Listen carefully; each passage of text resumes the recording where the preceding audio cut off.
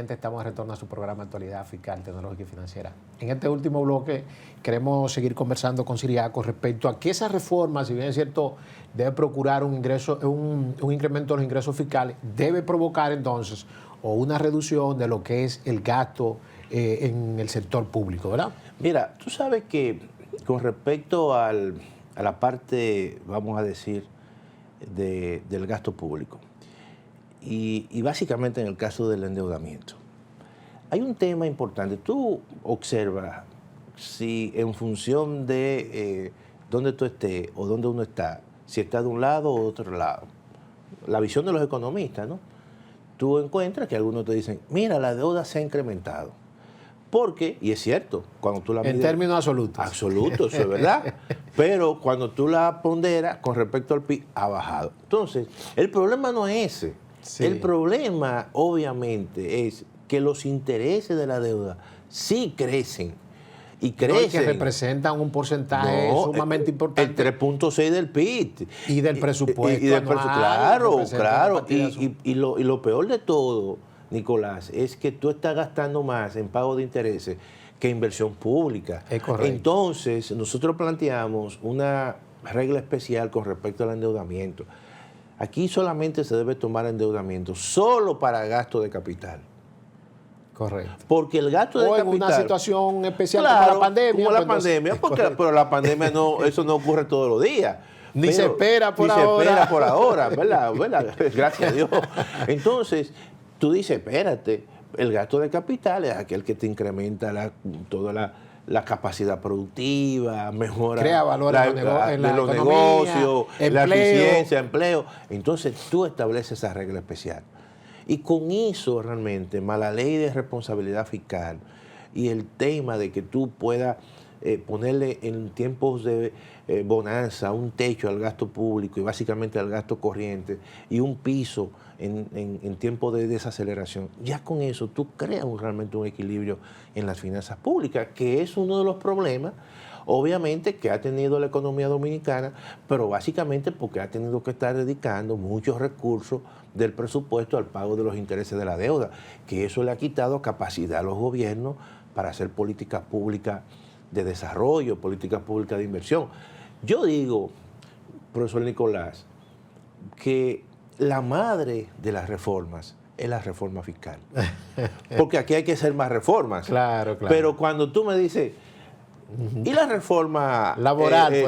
¿O y la reforma de la seguridad social? Oye, cuando tú analizas la reforma de la seguridad social, en el componente de salud, por ejemplo, tú dices, bueno, ahí hay un problema serio. Entonces tú dices, pero ¿y dónde está básicamente la inversión en la atención primaria? Que es un pilar importante, que está paralizado. Pero al final tú dices, pero es que la inversión primaria se requiere más de 20.000 millones. ¿Y dónde están esos recursos? No lo hay. Tú tienes que hacer la reforma fiscal. Tú tienes que dotar al Estado. De ahí que tú vas a obtener los recursos para entonces seguir haciendo. Mejorar los servicios públicos, mejorar el transporte, mejorar la salud, mejorar la educación, la infraestructura. Todo eso, por eso es que hay que aprovechar esta coyuntura. Y déjame decirte lo siguiente. Mira, la reforma, y hay que hacerla. Claro, ¿Tú sabes por qué hay que hacerla? Porque la reforma tiene su costo político, que es inmediato, pero también tiene sus beneficios políticos, que es en mediano y largo plazo.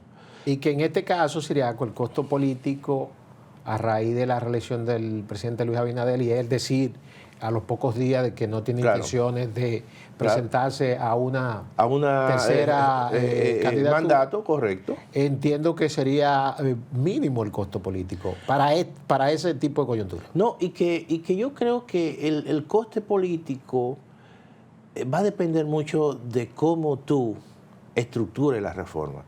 Yo creo que la reforma tú tienes que estructurarla, y yo siempre lo he dicho, con un componente progresivo que afecte a los que más tienen, que afecte a la capacidad contributiva, pero que también un componente que alivie a las clases medias.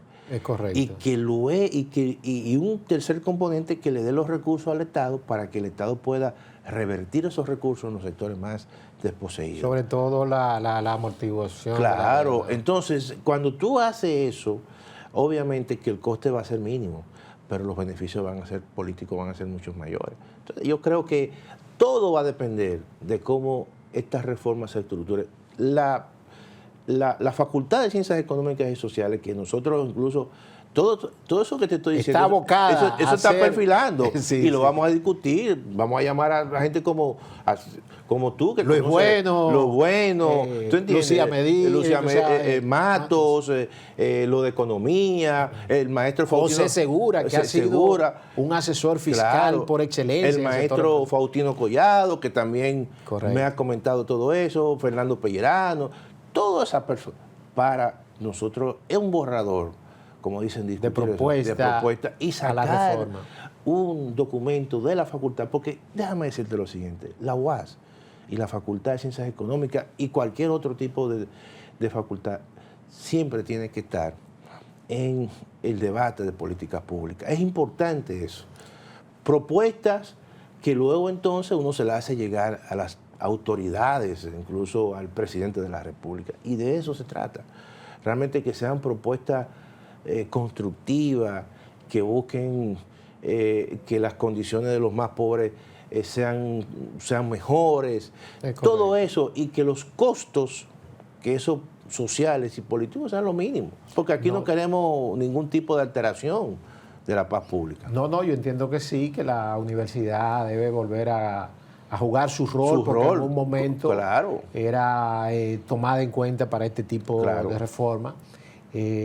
O sea que valoro mucho esa iniciativa de parte tuya, del decanato de la Facultad de Ciencias Económicas y Sociales, de hacer una propuesta a esta reforma. Siriaco, tú sabes que el tiempo en televisión es corta, te agradecemos que haya otra vez aceptado la invitación. Siempre, y creo que este tema de reforma fiscal va a tener un par de meses. Así es. La suerte, Siriaco, es que yo he visto que ha sido como bien recibida por todos los sectores. Claro. Porque al tener las elecciones, quizás no mucho trauma con el resultado, en lo cual vimos que un año electoral no se incrementaron los gastos corrientes del gobierno. Mira, algo interesante, por ejemplo, cuando yo analicé la ejecución presupuestaria en los 4 primeros meses de este año, previo a las elecciones, el déficit financiero del gobierno central fue menos del 1%. Excelente. Pues muy bien, amigos televidentes, hemos llegado al final de su programa Actualidad Fiscal, Tecnológica y Financiera. Agradecemos su audiencia y nos vemos el próximo domingo. Feliz tarde.